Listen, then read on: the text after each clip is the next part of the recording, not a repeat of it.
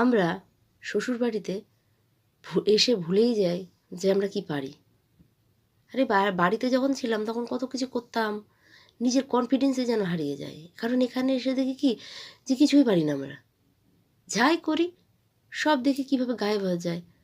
সবসময় শুনি এটা পারে না, ওটা পারে না, এটা করে না, ওটা করে না। এটা হয় না আমাদের সাথে? হয় কিন্তু। সব ভুলে যাই, ভাবি কি সত্যিই তো আমরা পারি না, আমরা বুঝি কিছুই পারি না। যাই করি সবই দেখি ভুল, মানে করে ফেলি সেগুলো সব ঠিকঠাকই হয়ে যাচ্ছে, কিন্তু যখন আমাদের সার্টিফিকেট দেওয়া হচ্ছে বলা হচ্ছে যে কিছু করে না, কিছু পারে না, কিচ্ছু শিখে আসেনি।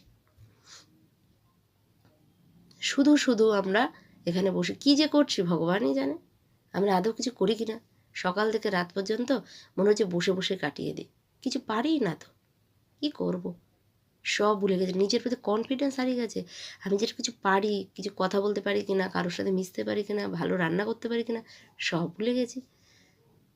কী অবস্থা! এই করুণ অবস্থা থেকে কী করে বাঁচবো জানি না।